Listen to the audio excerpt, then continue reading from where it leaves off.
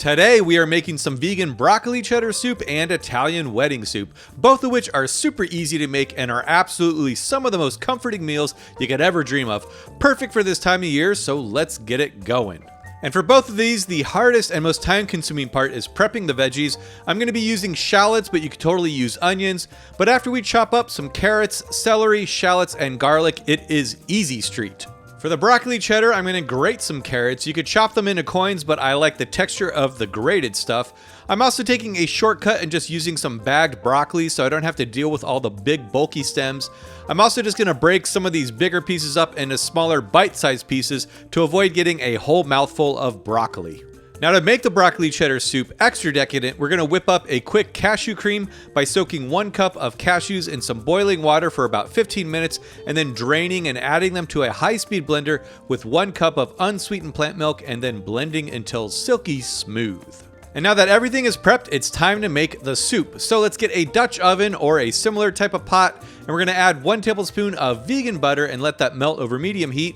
And then we're going to add in 1 cup each of the chopped shallots and celery, and we're just going to cook those for about 6 to 8 minutes or until they soften and get some color. And then next we're going to add in 2 tablespoons of nutritional yeast, aka nooch, and then also 1 tablespoon of mushroom seasoning. If you can't get that stuff, just use more nooch or salt.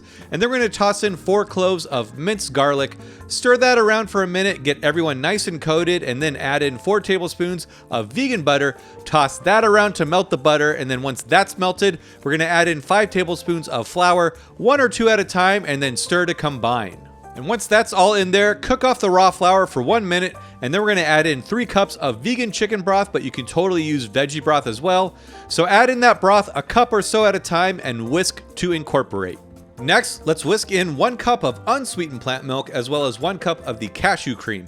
After that, we're going to add in 2 to 3 cups of broccoli, depending on how much you like eating tiny trees, and then 1 cup of the shredded carrots.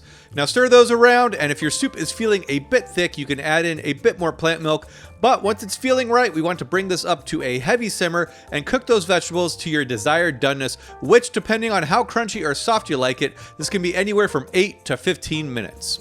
So cover the pot and just check it every so often, and then once they are cooked to your liking, add in 8 ounces of your favorite vegan cheddar cheese, whisk to melt the cheese, and then as always, taste and adjust for seasoning. I'm going to go ahead and add in a bit of sazon. Also, if you don't have access to or want to use the vegan cheddar cheese, simply add more nooch until it's tasting as cheesy as you like it. But that's basically it. You are now the proud owner of the best vegan broccoli cheddar soup you ever did see or eat. So go ahead and ladle some into a bowl and dig in. And I gotta say, I only had this stuff at Panera a few times, but this was just way better than I remember it ever being. Just like way more cheesy. It's thicker, creamier, and just heads and tails way better. And obviously you can do this in a bread bowl, or you can just dunk some crusty bread and have some soup nachos, which might be my preferred method as the soup remains the star of the show.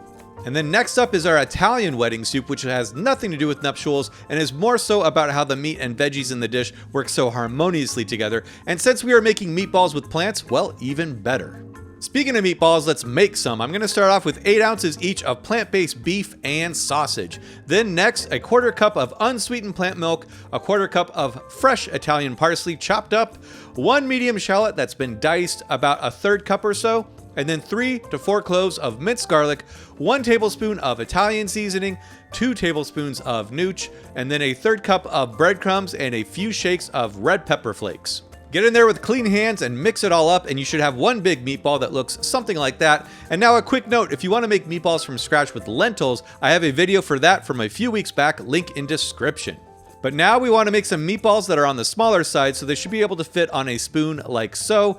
And I just scooped out 1 tablespoon worth and then rolled it up into a little ball, and I got just under 30 meatballs with this mixture, but make your balls as big as you'd like.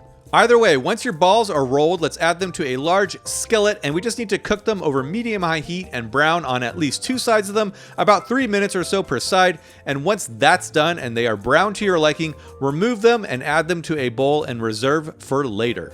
Now in a Dutch oven again, let's add 2 tablespoons of olive oil over medium heat, and then add in 1 cup of chopped shallots, 1 cup of chopped celery, and 1 cup of chopped carrots. Stir that around and cook until softened, about 6 to 8 minutes. Next, let's add 2 tablespoons of nooch and 1 tablespoon of Italian seasoning, and then 4 cloves of minced garlic. Stir that around and cook for 1 minute, and then add in 8 cups of the vegan chicken broth or veggie broth, and then bring that to a boil. And now I'm going to add in 1 cup of orzo pasta. You can use any pasta you like, but I'd stick to something smaller if possible. Cook your pasta according to the instructions, and then 2 minutes before it's done, add the reserved meatballs back in. And now, if you're going to store the leftovers, I recommend storing the meatballs separately as they do get soggy from my experience. Just a quick tip. But back to the soup, let's add in about 3 cups of packed spinach or any green leafy vegetable of your choice. Cook that for 1 minute, taste for seasoning as always, and now you can dig into this vegan Italian wedding soup. And this was just so dang comforting. I mean, just the veggies and broth alone are great, but mixed with the pasta and of course those cute little meatballs, it just goes totally over the top into comfort food heaven. So I really do hope you all make this, and if you want to make a grilled cheese and tomato soup, check out this video I got right here, and until then, I'll see you all next time.